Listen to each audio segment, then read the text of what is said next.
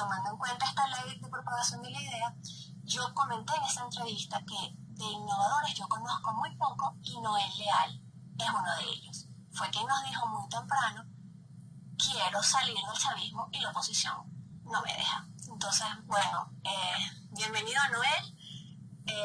Básicamente por eso fue que en aquel momento te comenté o conversé con Patricia Pulido sobre ti. Y la primera pregunta que te quiero hacer antes de que abramos este ciclo de preguntas, porque tenemos mucho que preguntarte, además de todo lo que te va a preguntar la gente, es cómo tú te diste cuenta, cuéntanos tu experiencia y cómo te diste cuenta desde tan temprano que lo que teníamos en Venezuela no era oposición.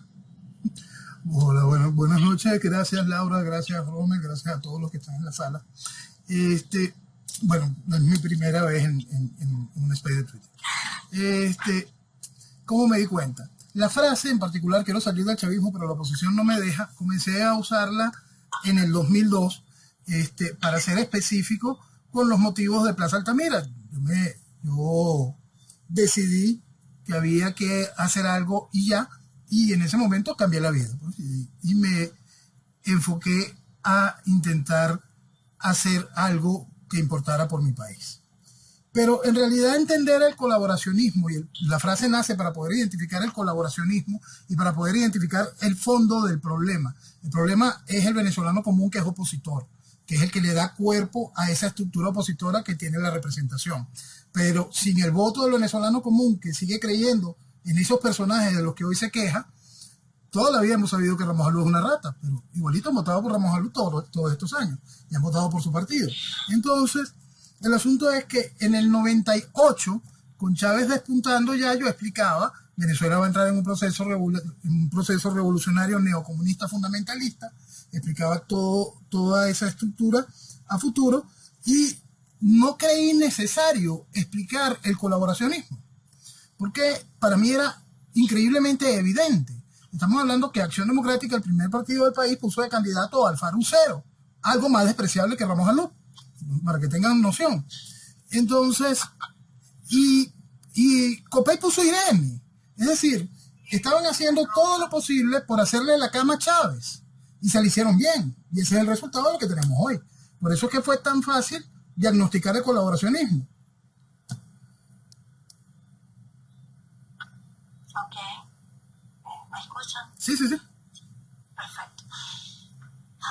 Si tú empezaste a hablar desde el 2000 y desde el 2002, a raíz de esto que pasa en Plaza Altamira, Noel, ¿cuándo sientes tú, hablando justamente de ese ciudadano común, cuándo sientes tú que la gente empieza a darse cuenta? Porque esto ha sido un muy largo trayecto, estamos en el 2021. Entonces, no, mira, ¿cuándo sientes tú? Laura, la gente se dio cuenta de manera muy clara después del fraude del referéndum revocatorio.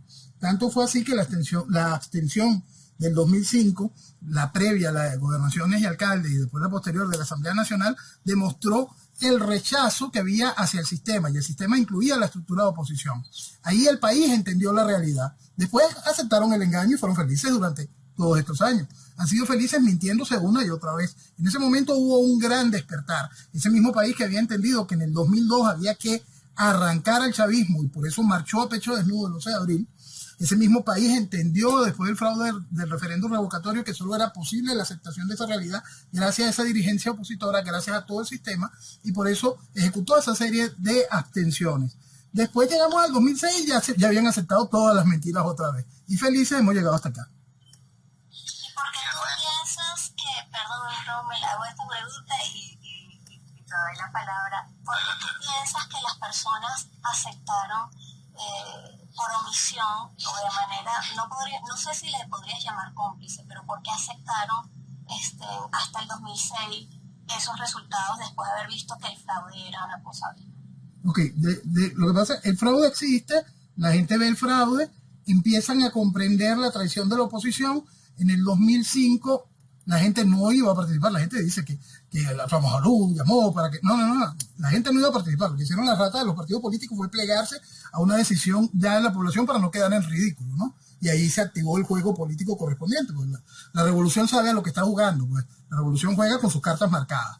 Entonces, el país en el 2006 se dejó seducir por la mentira. para que la mentira entre y de nuevo corrompa a la sociedad, necesitas a lo que yo llamo degeneradores de opinión, a toda una estructura mediática reconocida, mediática y académica reconocida, que mienta de manera descarada y que el país que necesita una dirigencia y entiende a eso como dirigencia, asimila esa guía y al tomarla y hacerla suya, por supuesto, no le queda más nada que hacerse cómplice de la mentira, porque el país estaba totalmente consciente de la realidad. Las realidades sobraban. Hay una realidad que es taxativa, que es realmente espantosa. En ese momento te decían que habían 26 millones de habitantes en el país y 16 millones de electores. Eso era público, notorio, estaba en todos lados. Eso es hasta antinatural en Venezuela, demográficamente imposible. Pero aquí tú no viste ni siquiera un profesor de estadística más allá de los de data diciendo que esto era una mentira y era imposible. No, todos llamaron a votar. Todos fueron una partida de degenerados, hipócritas, traidores a la patria. Todos y cada uno, los que de manera consciente, sabiendo que esa cifra era una cosa inviable, impulsaron al país a mentirse. Mira, Noel, tú acabas de hacer una cosa muy interesante. Hablabas de unas elecciones en las que esta gente dice que no va a ir porque saben que no va a votar por ellos. ¿Qué cambió, en tu opinión, ¿no? Con tu criterio, qué cambió de las últimas elecciones en las que el llamado era a la abstención a estas elecciones en las que el llamado es, bueno, votar para entonces otra vez salir de o sea, ¿qué cambió todo en el país? O sea, todos sabemos que el país sigue siendo el mismo, pero ¿qué tiempo ser opositor, como le dice siempre Laura? O sea, ¿qué genera ese cambio en tu opinión de no votemos y ahora sí votemos? Tiene que haber algo ahí. Hay una estructura que sabe acomodarse a las oportunidades y que cree que tiene oportunidades, ¿no? Se acomoda a las oportunidades que brinda el gobierno, ¿no? Que brinda la revolución. Entonces, el gobierno les hizo una trampa en el 2015, una trampa al país que el país ridículamente aceptó, que fue el triunfo de la Asamblea Nacional y la mayoría de la Asamblea Nacional. Por supuesto, la oposición sacó el máximo de votos que podía sacar, los 7 millones y pico de votos existentes para el momento. El país se volcó y votó por los mismos representantes que hoy odia, que son los mismos que habían participado en todas las traiciones anteriores, que son los mismos que nos trajeron aquí, que es la misma ideología que hizo posible la llegada de Chávez, que es la misma ideología que destruyó Venezuela durante la pseudodemocracia del 58 al 98. Bueno, entonces el país vuelve a votar por esta gente en el 2015 y el gobierno les dice: sí, ustedes ganan. Ustedes sacaron 7 millones y pico de votos, nosotros sacamos 7 millones y pico de votos. Como dijo el estadista Nicolás Maduro, la mitad mayoritaria. Entonces, la gracia de eso, esa realidad, queda sentada y aplacada, queda ahí, fijada. Entonces queda el librito ridículo, la Constitución. Esta Constitución ridícula de 1999 da la oportunidad, de manera clara, viene en juego el estudio. Ahora sí, vía constitucional, vamos a buscar la manera de deslegitimar a Maduro. Después de que lo habían legitimado vía constitucional en las elecciones del 2013, donde era imposible que el que era vicepresidente se lanzara a la presidencia de la República. Pero como yo sostengo, aparte de que el librito es ridículo, por lo menos intenta cumplirlo en algún momento, ¿no? Pero como nunca lo cumplieron, ellos nada más ajustan y toman páginas de vez en cuando y dicen: esta página me sirve hoy, vamos a esconder esta otra. Bueno, en esa ridiculez nos han traído aquí. El librito ridículo les dice: mira, si deslegitimamos al presidente porque las elecciones no existen, generamos un vacío. Inteligentemente, la estructura que asesora a Leopoldo sacan su cuenta y entonces dicen: mira, si para la fecha nos cuadra. Que nos cuadra porque, de acuerdo a los resultados de la Asamblea Nacional, le toca primero la presidencia, primero justicia, la segunda tiempo le toca a Ramos Alú, el tercer tiempo le toca a un nuevo tiempo y después nos toca a nosotros. Ramos Alú hizo trampa, se puso antes de Borges, bueno, pero eso no alteraba el lugar de voluntad popular de Leopoldo. Y Leopoldo dice: bueno, en ese tiempo montamos allí a Freddy Guevara. Su cálculo. Y entonces empieza todo el cálculo, el desconocimiento, pero nadie se estaba dando cuenta de que todo lo estaban haciendo en base al librito ridículo y que el librito ridículo tenía una serie de consecuencias. Entonces, Lo cierto es que cuando llega la realidad, después de que se envalentonaron y llamaron a la abstención en el 2018 para las dos cosas que eran absolutamente ridículas, como la reelección de Maduro y la Asamblea Constituyente, pero ellos se sienten que tienen un cuerpo político, que la Asamblea legítima tiene 14 millones de votos, es decir, el chavismo tiene 7. Y esa mentira infernal la patentaron en el planeta, ¿ok? Eso es muy importante que lo entiendan. No es la responsabilidad del votante. Entonces, con esa mentira, ellos se sintieron totalmente envalentonados para tomar las páginas que le interesaban del librito ridículo. Llega la fecha, Freddy está escondido en una embajada, no puedes poner a Florido porque es impresentable, entonces te sacaste del sombrero al guiado. Y, por supuesto, desde el principio, igual hubiese sido el que fuese, Freddy, Leopoldo, el que fuese, jamás iba a ser presidencia efectiva, y era lo que uno explicaba en ese momento. No iban a ser presidencia efectiva, y uno explicaba que todo lo del interinato era lo peor que le podía pasar a Venezuela, porque lo que venía era a reinstitucionalizar la tiranía y a hacer valer su nueva forma de gobernar a nivel internacional, que es el trabajo que hizo el guiado. Eso lo iba a hacer cualquiera, el que hubiesen puesto allí. ¿Por qué? Porque no se puede jugar a la democracia en un proceso revolucionario. Entonces, más allá de las ratas que están muy claras que lo que están haciendo es mantener la tiranía, hay una gran capacidad académica infinitamente estúpida, políticamente hablando, que refuerza las tesis jurídico-legislativas electorales. Es decir, nada que lo que tenga que ver con la realidad revolucionaria. Por lo tanto, eso da el espacio para ese tipo de juegos donde empiezo a votar, dejo de votar, la presión internacional me obliga a que el cambio sea democrático. Yo le dije a la presión internacional, el cambio lo vamos a conseguir por votos, dame dinero para hacer campaña electoral, no me des dinero para armas, no me vas a dar las armas, porque la presión internacional lo que busca son cambios democráticos. Resultado, hoy.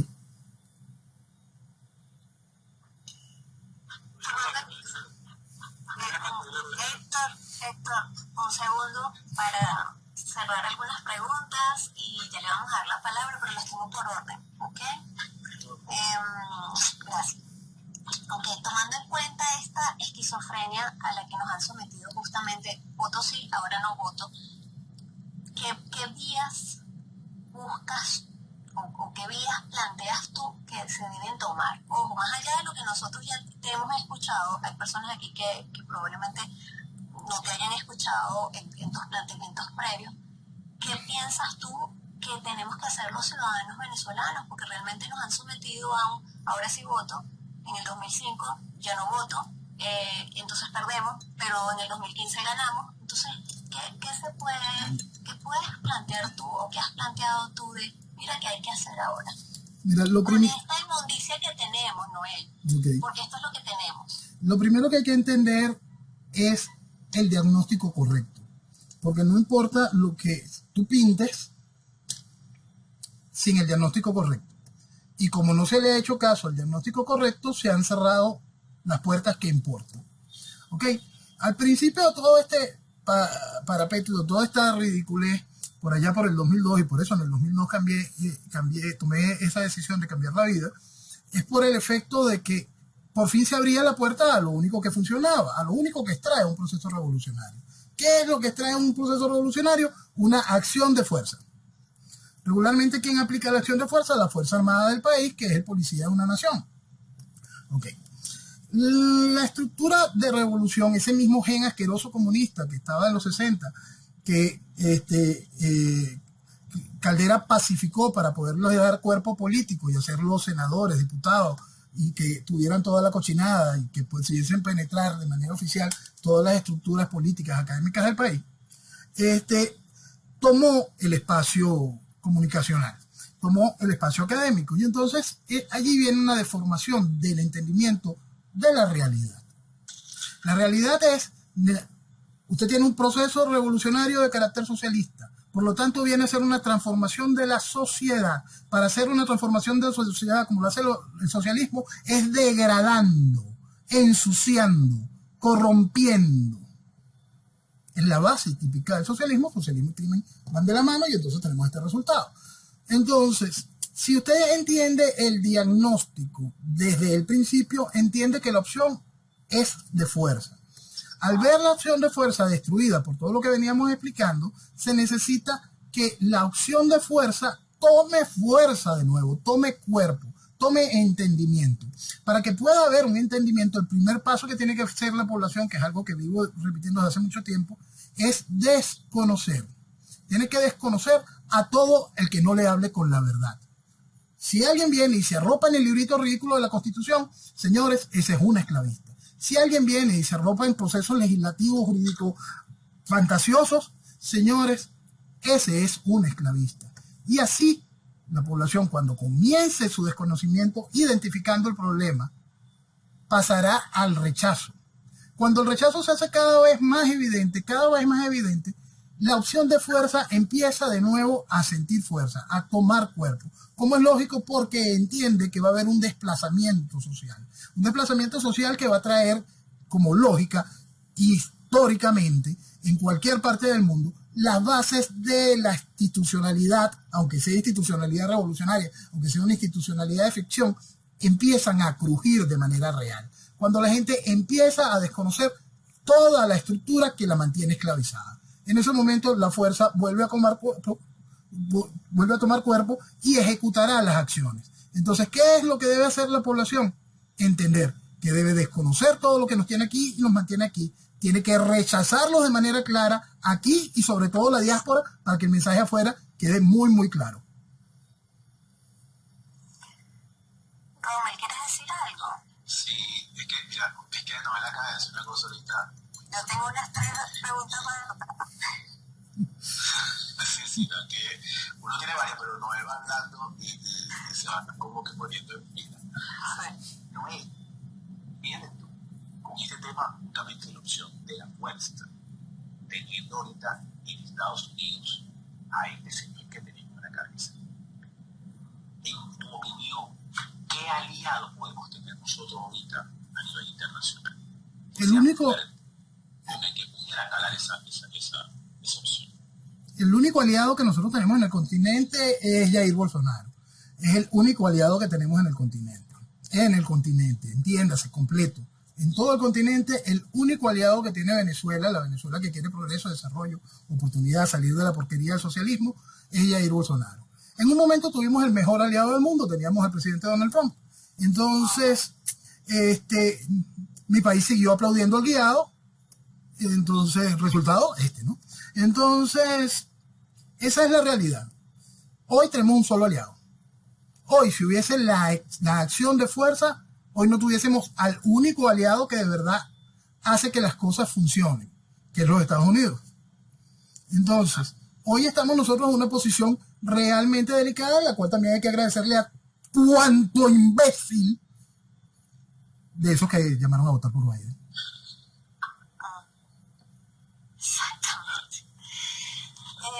Cuando tú hablas de algo que es sumamente importante, Noel, el asunto de el tema educativo y el tema comunicacional, por donde se nos metieron durante muchos años, y que aparte de eso siguen haciendo propaganda, siguen haciendo publicidad. Y seguirán, porque ellos saben que si pasa algo, se les acabó todo. Sí, exacto. En este punto, justamente volviendo a este gráfico, a esta campana, tú ves a estos influencers, comunicadores, periodistas, intelectuales, como tú les llamas, infinitamente estúpidos, que usan argumentos jurídicos, legislativos, etcétera, etcétera.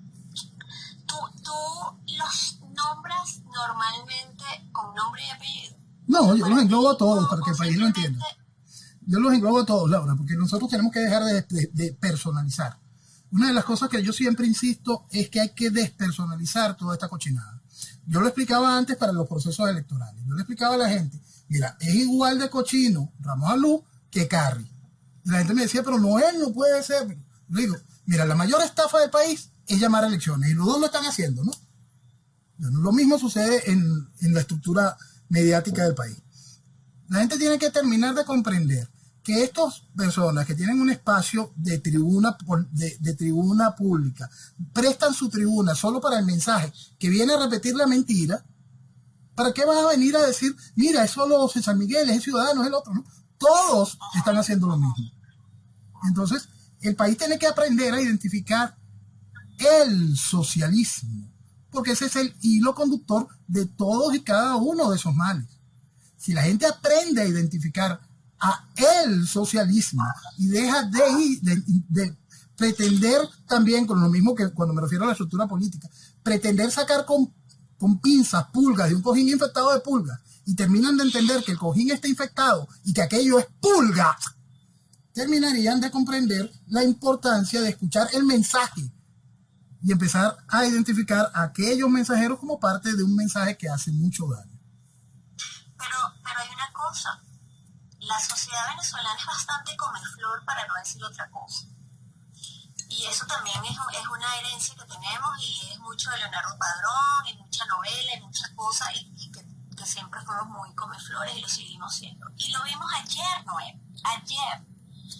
Vimos gente felicitando a Ade, desde María Corina Machado para abajo, diciendo, mira, felicitaciones a Ade, 80 años construyendo democracia, etcétera, etcétera, y eso realmente, bueno, por eso te preguntaba que si tú lo hacías con nombre, ya yo sabía la respuesta, pero como te digo, hay gente aquí que está nueva y lo sé que está nueva. O sea, que no dice que no hay un Ade bonito. No lo hay. Hay gente diciendo, mira, pero es que Ade construyó la democracia, no comprende el asunto de este hilo conductor del socialismo, y que justamente lo que se vivía antes de 98 era también socialismo. ¿Qué le dices a toda esa gente, Noel? Porque sí, es un tema pedagógico, pero también hay que despertar. Entonces, ¿qué le dices a esa gente? Ya sé, el despertar, la clave está ahí, en despertar. Pero hay un punto que tiene que terminar de comprender la gente. Si usted cree que estos 20 años de proceso revolucionario donde se acabó, se logró someter de manera total a la sociedad, fue hecho sin ayuda de la oposición, usted no tiene la más mínima idea de lo que sucede. Ahora, si termina de entender, si ya usted es lo que va despertando y entiende que estos 20 años de sometimiento social fue gracias a la estructura de oposición, entenderá que esa estructura de oposición nos trajo aquí, estaba aquí antes de Chávez. Volverá a comprender que esa estructura de oposición está formada por una serie de partidos políticos que todos viven bajo el marco de la justicia social y todo ese festival de pendejadas que está marcado dentro de la Internacional Socialista. Socialismo. Fíjate. Cuando terminen de entender que toda nuestra estructura comunicacional y académica le rendía loas a un comunista como Teodoro en el país y a un comunista criminal como Allende en Chile, socialismo. Cuando terminen de comprender que esa misma estructura política, comunicacional y académica les dijo, Trump es malo y hay que votar por Biden, socialismo. Entonces es tan sencillo como eso, no necesitas ni siquiera agarrar el capital o intentar entender las barrabosadas que pensaba Marx o Gramsci. Lo único que tienes que terminar de comprender que existe un hilo conductor común que destruyó nuestra nación. Tal cual. Oye, Noel, la última pregunta mía, no sé si Rommel tendrá una pregunta por allí, antes que le demos la palabra a todos los que han solicitado la palabra. ¿En qué punto, Noel, piensas tú que en ese gráfico estamos en la propagación de la idea de que hay un hilo conductor y que nosotros hemos vivido en socialismo, no hemos vivido otra cosa distinta, y que teníamos que salir del socialismo para poder salir de esta situación? ¿Estamos en mayoría precoz, mayoría tardía o primeros seguidores apenas? Estamos en mayoría precoz y vamos a quedar como mayoría precoz. Eso es muy importante entenderlo, que eso no es malo. El asunto es que esa mayoría precoz, no sé, que está empezando a terminar de comprender después de los innovadores, aprenda a dejar el comportamiento de veleta y realmente aprenda, realmente se concientice en base a la idea, al entendimiento de la realidad para poder avanzar, convertirse en una verdadera masa crítica que haga el gran soporte a la vanguardia necesaria que ejecuta los cambios. Los grandes cambios de las sociedades nunca dependen de los pueblos, dependen de vanguardias decididas que cuentan con el soporte de una masa crítica, pensante, efectiva, que atiende a la realidad, que despertó, y esa masa crítica se convierte tanto en la plataforma de la vanguardia como en el gran muro de contención. Y así es como se ejecutan los cambios. Las sociedades enteras no responden nunca a ese tipo de procesos. Al final lo aceptan y hasta lo avalan y lo aplauden. Pero que lo entiendan, no, eso no sucede. Eso quiere decir que las personas que están pidiendo Ucrania, por ejemplo, una repetición de lo que pasó en Ucrania. Es que es eso, precisamente lo que te estoy diciendo. Lo que te estoy diciendo es Ucrania. Ucrania es una vanguardia que manejó y explotó el sentimiento de una masa crítica que tiene una historia contra el socialismo, que tiene una conciencia de la necesidad de libertad e hizo posible la ejecución de ese cambio. Pero cuando la gente quiere estudiar realmente los sucesos de Ucrania, y si quieren hagan el esfuercito, se van a dar cuenta que eso fue una movilización no de toda Ucrania ni nada de eso. Eso es un 30% de la población quien ejecutó los cambios. El resto del país terminó de ir abriendo los ojos poco a poco y entendieron. Acuérdense de cuando nos invadieron los rusos la otra vez. Acuérdate de cuando nos invadieron los rusos la otra vez. Acuérdate cuando los rusos nos mataron de hambre. Y entonces allí esa población terminó de aceptar que el cambio que impulsaba esa vanguardia, que estaba soportado por esta masa crítica, que logró trancar los caminos, que logró hacer lo que hacían en las plazas ucranianas, esa voluntad es eso. Vanguardia y masa crítica. La población después aprobó. Mira, Noel, ya mi última pregunta antes de darle la palabra a la gente que está aquí en bola. ¿Qué tan lejos o cerca crees tú que estamos de tener una oposición no socialista? O sea, un liderazgo opositor no socialista que realmente pueda movilizar todo eso que tú estás explicando.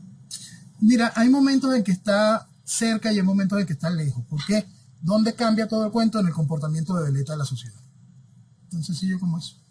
Si la gente deja el comportamiento de veleta, estará cerquita. Lo que pasa es que hay momentos en que la veleta está soplando hacia el viento correcto, hacia el lado correcto, y se quedan ahí un ratico y uno se emociona. No, pero son veletas. Entonces, en el momento en que dejen de ser veletas, estará cerca la solución. Oye, Noel, y esto es una pregunta personal.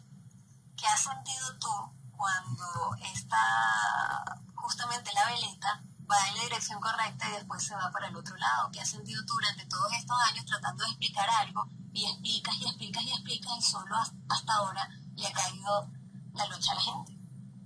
Nada, mi amor, porque vengo explicando esto desde hace 20 años, ¿no? Entonces, no hay mayor cambio. Ya no hay ni siquiera frustración. Hubo un tiempo en que sí, yo decía, pero Dios mío, ¿cómo es posible? Vayan a votar por Rosales, serán tan tarados. Pero, fíjate, eso era 2006. Entonces, humillaron al país de una manera tan descarada. Les pusieron a votar por Rosales y la fuente fue. Entonces, se burlaron del país como les dio la gana. Entonces, ya allí en mi entendimiento de la frustración, se rompió. Ahí ya esa parte estaba rota, ya. Entonces simplemente me he dedicado a intentar explicar cada vez con mayores elementos la misma realidad que estoy explicando desde hace 20 años. Me encanta. Bueno, Noel, la conversación está buenísima, está muy rica la conversación. Voy a empezar a darle paso a las personas para hablar. Y lo que les quiero pedir a todos los que han solicitado es, hay bastantes solicitudes y como nos interesa que Noel nos explique a la mayor cantidad de preguntas que haya, por favor, no más de 1 minuto, máximo 2, y voy a poner hasta un cronómetro aquí, tipo reloj de cocina, que va a sonar así bastante estruendoso, ¿ok? Entonces, bueno, empezamos con Cajaca, le di la palabra de cuarto, pero él estaba de primero. Laura, dame un segundo. ¿Perdón? Dame un segundo. Sí. Yo voy a hacerlo como cuando, esto es un mensaje para los que no me conocen. Hubo un tiempo en que a mí se me ocurría asistir a invitaciones de Asamblea de Ciudadanos y cosas de esas. Imagínense los años que estamos hablando.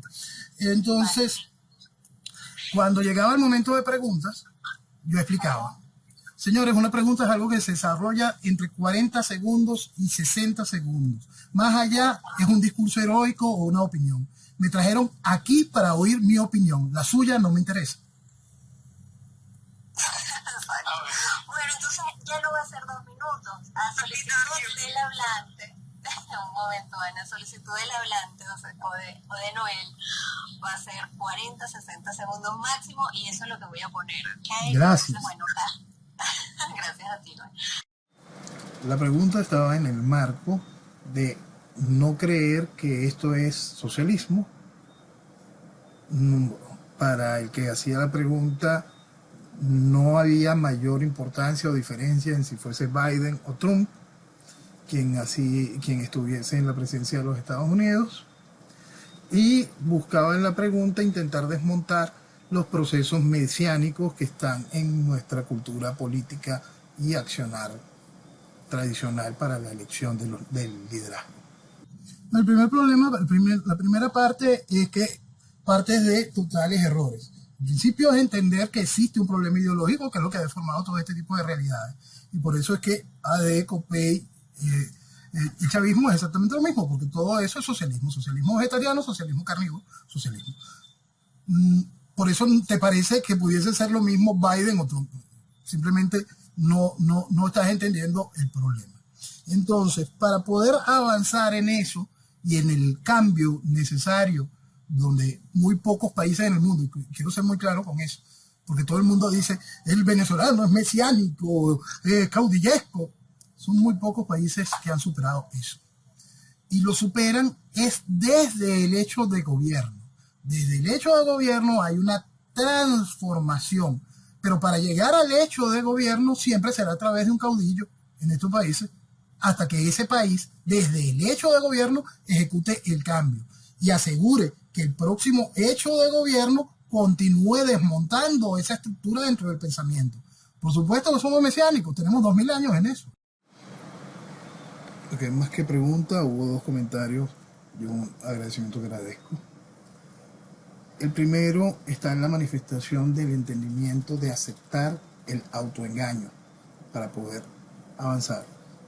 Y el segundo comentario estuvo en el hecho de que se ha perdido el amor por Venezuela. Gracias, David, gracias. Y ahí está, y pusiste un punto fundamental. La responsabilidad de haber sido tonto útil, entender eso, agarrar eso, alimentarlo con razón, entenderlo dentro del marco de un sentimiento patrio, y es la clave para poder recuperar a Venezuela y construir una nación. Ana hace un comentario para agradecer y pregunta sobre las 2 bombas noticiosas que cargaron el día de hoy, el día de la grabación del programa, con respecto al ESAP y al Pollo Carvajal. Mira, Ana, gracias por tu palabra, Ana. Mira, lo de hoy está en el marco del concepto revolucionario. Aquí se negaba constantemente el carácter internacional del proceso revolucionario. Yo explicaba, estamos en un proceso revolucionario neocomunista fundamentalista, vas a ver los hilos de cada una de estas cosas. Lo explicaba hace más de 20 años, cuando era un asunto imposible, porque para cualquiera era imposible entender procesos islámicos del Medio Oriente asociados a los procesos comunistas. Estaba claro lo que estaba sucediendo, las revoluciones no son huérfanas, la revolución que estaba punteando en este momento era la revolución islámica, la constante es la revolución comunista, y por supuesto iba a haber esa fusión, y más cuando los intereses del desarrollo de China tienen que invadir esa zona de Asia. Entonces cada uno de esos elementos estaban puestos en práctica para ese momento.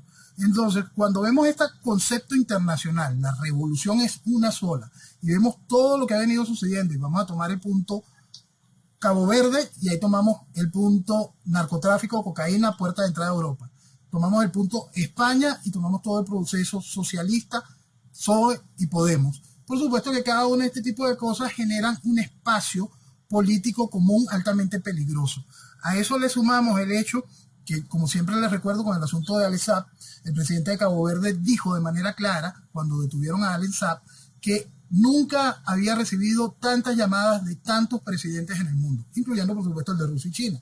Entonces, lo que estamos viendo y lo que está sucediendo hoy con el caso del pollo, si quieren ponerles también tanto el problema de la necesidad de los nombres, y vemos el efecto de lo que es la Audiencia Nacional en España, que es quien tiene que aplicar justicia en el caso del pollo, y vemos al juez principal en cada una de estas decisiones, y entendemos que el ministro del Interior en este momento es Marlaska, que fue miembro de la Audiencia Nacional, y entendemos que Baltasar Garzón, el ex juez Baltasar Garzón, miembro de la Audiencia Nacional, socio de Moreno Campos en el Tribunal Penal Internacional, abogado de El Pollo Carvajal pagado por Ruperti, abogado de Alex Saab pagado directamente por el gobierno sin el intermediario. Por supuesto que esto tiene la misma lógica. Todo está hecho hoy, y estos 2 bombazos no solo quieren mostrar el músculo del proceso revolucionario, sino también buscan humillar más a los Estados Unidos, como si no fuese suficiente humillación teniendo a Biden. Mira, Noel, además que, o sea, la cosa es impresionante, porque ayer decía el diario ABC que fuentes ligadas al proceso de estos señores ya daban por inminente la extradición. Eso fue ayer. Sí. Periódicos como ABC España se aventura a decir, mira señores, esto va, o sea, inminente la extradición. Y mira lo que pasa hoy. Bueno, y fueron O sea, dos cosas. tipo, Y fueron dos cosas. Y fueron dos cosas. La primera es el creer que la ley se va a aplicar. Y la segunda, obligar al gobierno a que aplique la ley. Eso fue lo que se buscó mediáticamente. Mediáticamente ellos estaban muy claros de que el gobierno iba a buscar algún tipo de salida. Entonces, por eso ese tipo de titulares, conscientes de que el gobierno podía impulsar a través de un mecanismo de justicia esta situación que estamos viviendo hoy.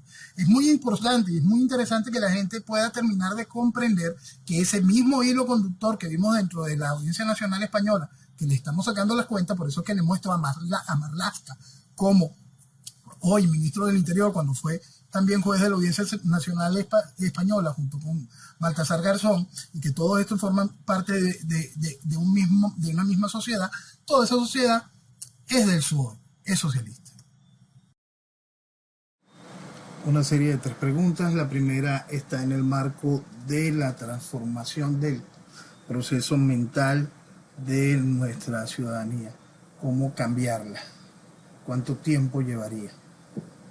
No escuchaste las 3 preguntas, ahora sí las escuché yo. La primera la tengo claro, lo de Jair Bolsonaro no lo tengo claro, y la tercera no la escuché. La segunda era qué se le puede pedir a Jair Bolsonaro siendo el aliado que tenemos en Venezuela. Okay. Y la tercera es si estamos listos los partidos de oposición para unificarnos.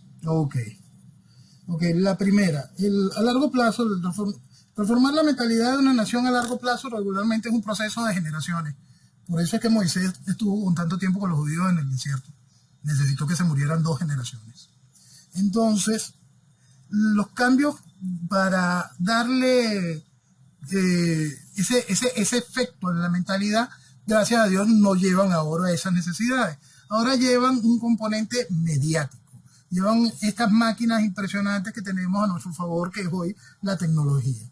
Entonces, con un proceso educativo completo que incluya desde el soporte del niño en la escuela, compartiendo y buscando las maneras de incorporar a la familia en el desarrollo y en el entendimiento de eso, estimulando y generando contenido de calidad, elevando al individuo, se va haciendo el cambio de esa mentalidad en un proceso más corto. En el momento en que la gente se le censura en la chabacanería, no como por censura, sino eso está mal, y la gente aprenda a buscar elevarse como individuo, vamos a ir cambiando eso.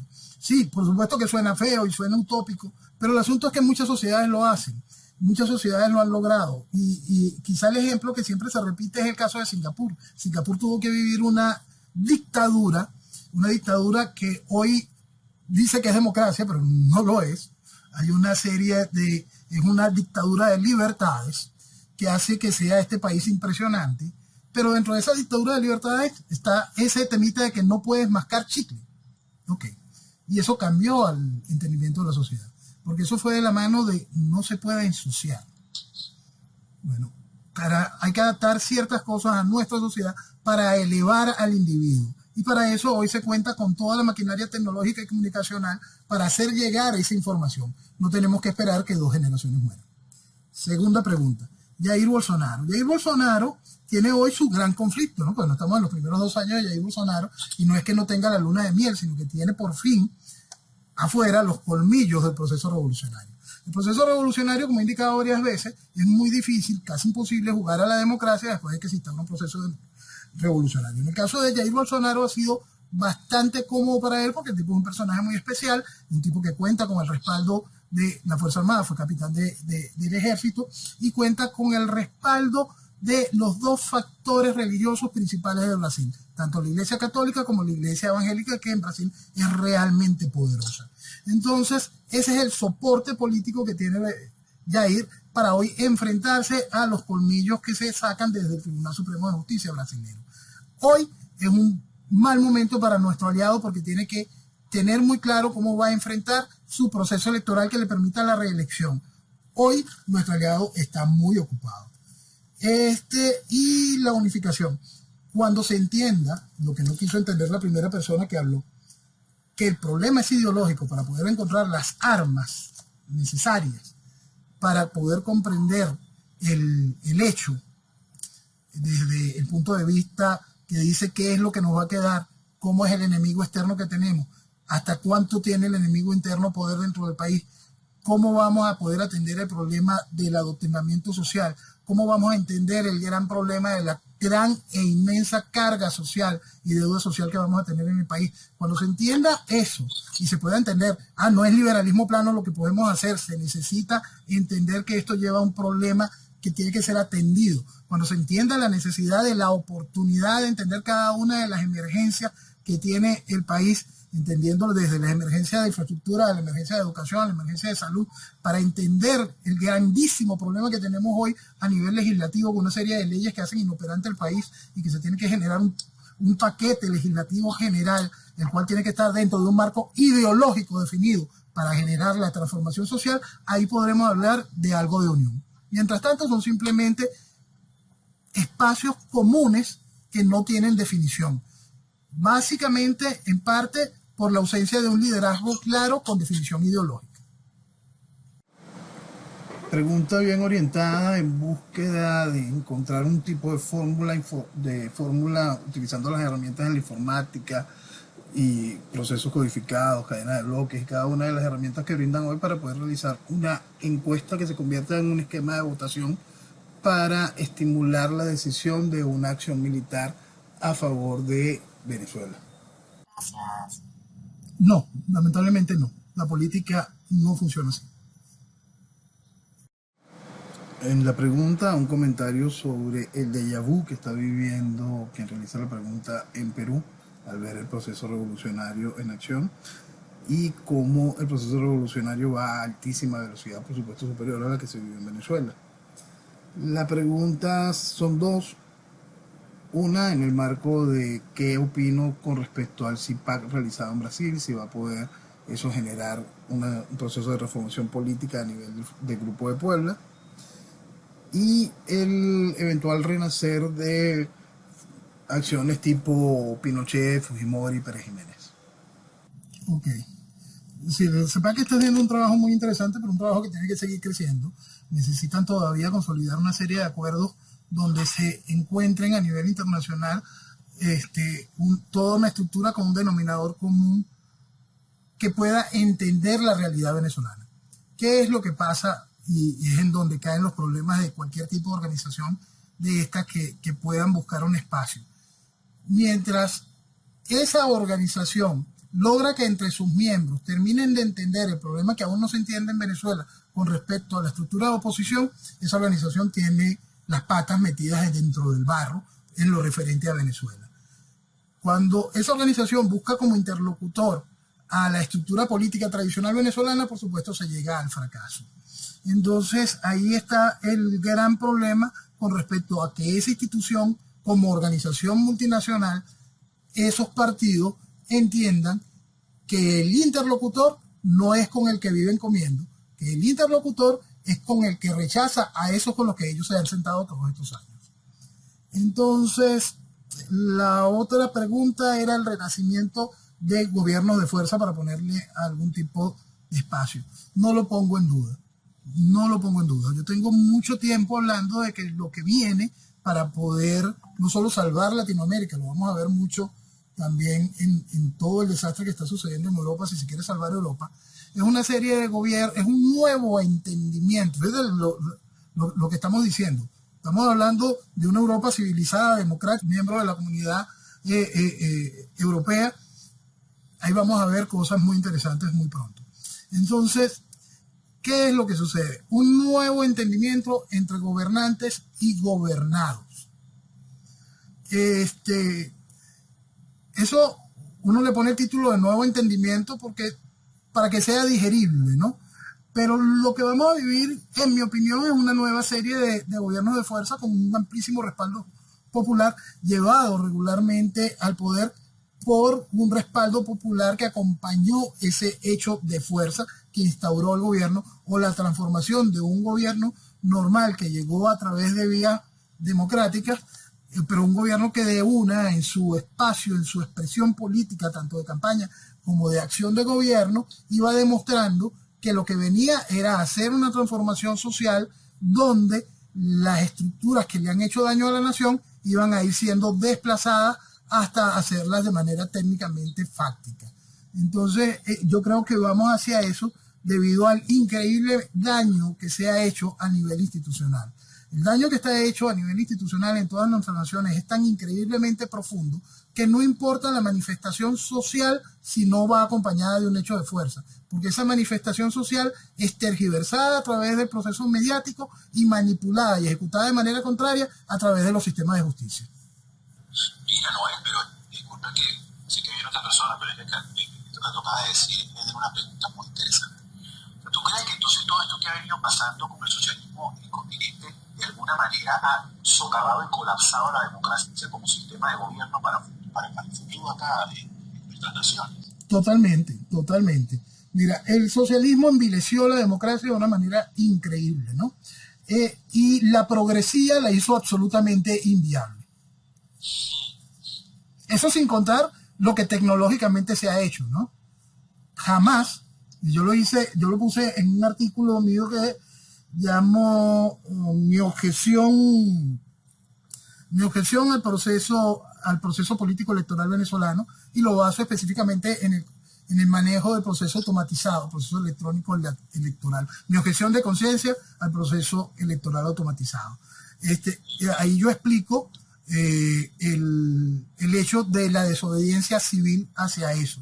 Y explico lo fundamental de entender que ni siquiera mañana, en el caso venezolano, si usted mañana pretende votar con papelito, lápiz y papelito en una urna de cristal, tampoco sería viable hasta que no vengamos a presentar a cada venezolano partida de nacimiento y cédula, y vamos a hacerte su cédula nueva, para poder saber de verdad cuántos somos y darle un nuevo padrón electoral y una realidad a nuestra población para poder enfrentar un juego democrático futuro. El hecho es que la progresía destruyó esto, el esquema de partidos se ensució tanto, se hizo tan asqueroso, que llegamos a ese ejemplo. Fíjate, llegamos de nuevo, vamos a poner la fotografía de 1998.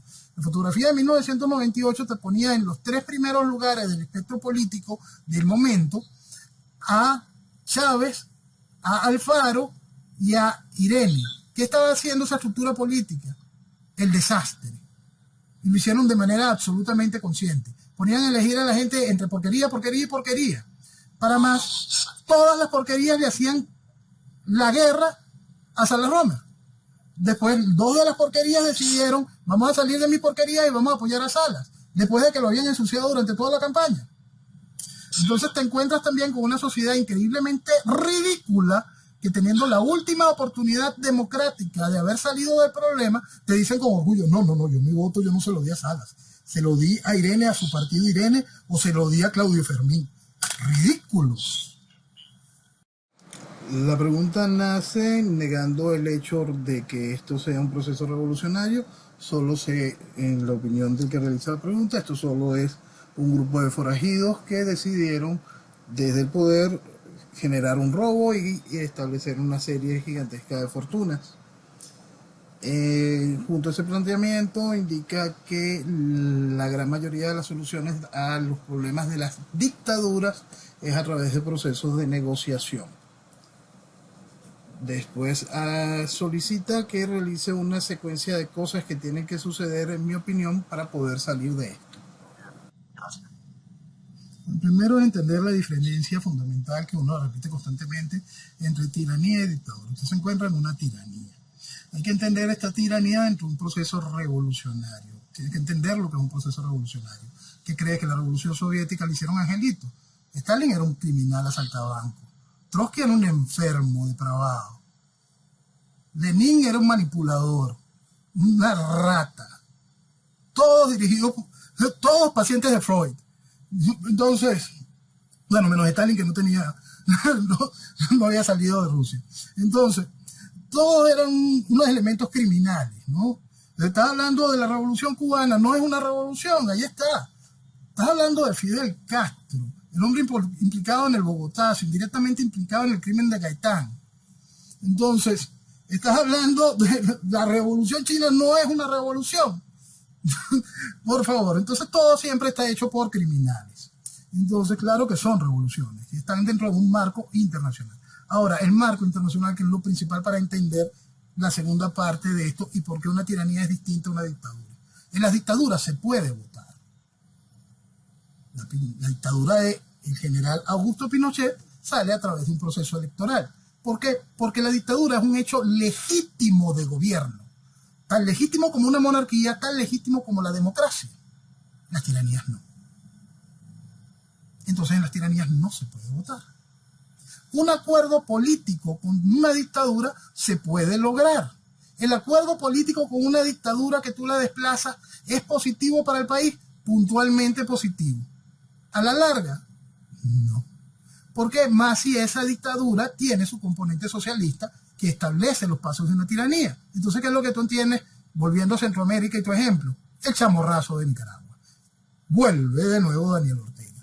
Por eso son los riesgos de las negociaciones. Las negociaciones en las dictaduras que no son socialistas regularmente pueden terminar bien, y ese es el promedio a favor de la estadística que mencionas. Por eso es que es tan importante entender el carácter ideológico de la estructura tiránica que maneja el país. En cuanto a poder tener una escala y una evolución de los pasos a seguir, si todavía estamos negando principios ideológicos, si todavía estamos negando el concepto de lo que es el tipo de gobierno y no entendemos que es una tiranía y no una dictadura, si todavía no entendemos el concepto revolucionario y su componente internacional, estamos en cero. No te preocupes por escalera, porque ni siquiera están juntos los escalones. No han ni empezado a abrir la zanja.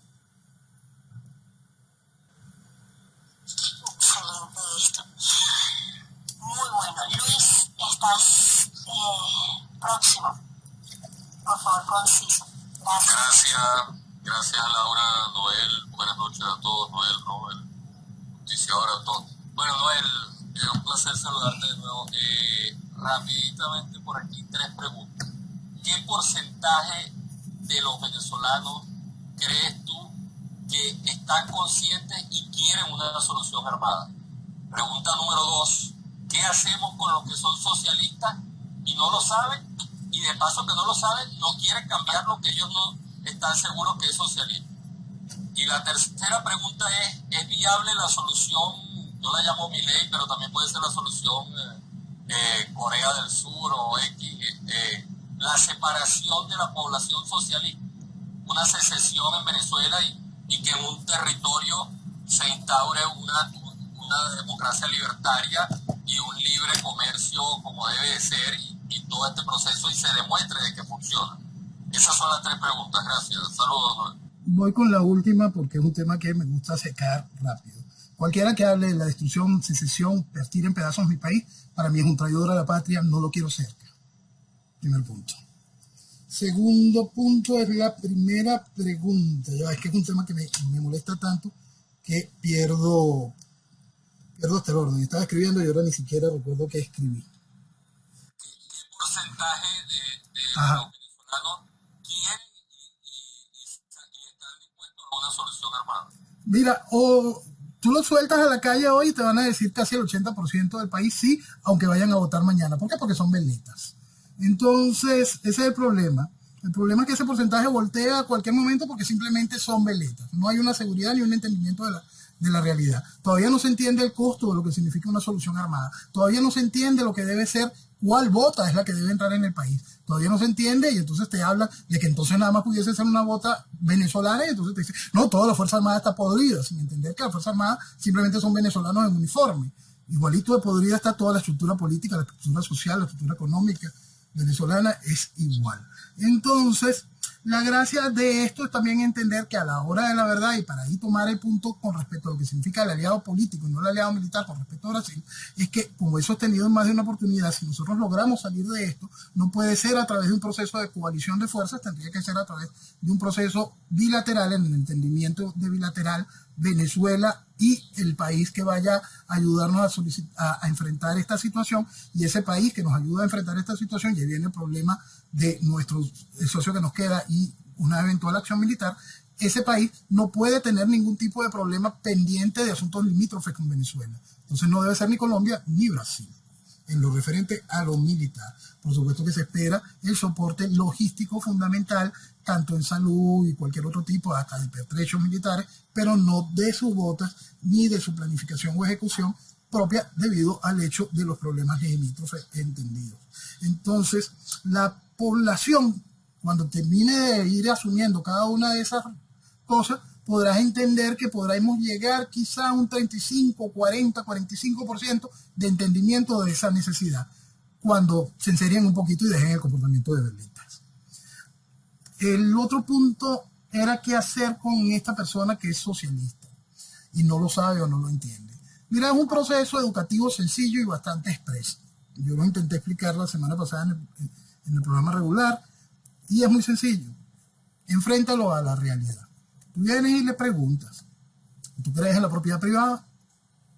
¿Tú crees en tu derecho de entregar, delegar a quien tú quieras, a los tuyos o a quien te dé la gana lo que tú construiste? ¿Tú crees en la libertad individual y en tu desarrollo? ¿Tú crees en la idea de nación? ¿Tú crees en la idea de familia? ¿Tú crees en la aplicación correcta de la justicia? ¿Tú crees en la igualdad ante la ley y entiendes que el igualitarismo es antinatural? Regularmente cualquier persona te va a responder a todas esas sí. En ese momento le dices bienvenido a la derecha. Tú no eres socialista. Y esa es la receta para poder hacer que la gente entienda. El punto adicional en esa receta, que a mucha gente no le gusta escuchar y viene en esa serie de preguntas, es ¿tú crees en Dios? Si esa persona te responde con conciencia, con confianza, que sí cree en Dios, esa persona no tienes que darle la bienvenida a la derecha. Esa persona abrázala fuerte, es de los tuyos. Qué bueno. Bueno, Noé, ya no tengo más nadie aquí para solicitar y para hablar. Buenísima esta conversación. Bueno, es tu primer space y te hicieron una metralleta de preguntas. ¿Cómo te sientes en el space? Porque a mí siempre me gusta hablar de temas personales porque no solo somos personas que tratamos temas académicos o políticos, también somos seres humanos. Entonces, ¿cómo te sentiste? Bien, gracias. Lo bueno, me gusta también que pudimos manejar espacios cortos en las preguntas adicionales y me gusta la velocidad de poder manejar esto de una manera más clara y espero de verdad haber podido satisfacer tanto las preguntas como los que no preguntaron, los que querían conocer sobre los conceptos que regularmente manejo.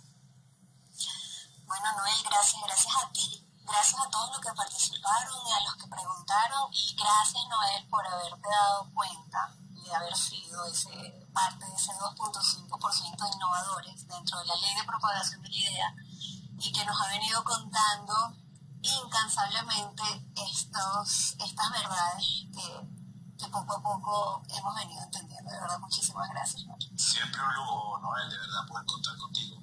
Gracias. Muchísimas gracias. Es la segunda vez que tengo el privilegio de poder conversar contigo en un espacio único y de verdad que bueno, para quitarse el sombrero siempre, bueno, de verdad que muchísimas gracias. Gracias, de verdad, muy buenas noches a todos y que viva Venezuela. Saludos, Noel, saludos. Chao, gracias. Que estén bien. Bye, bye.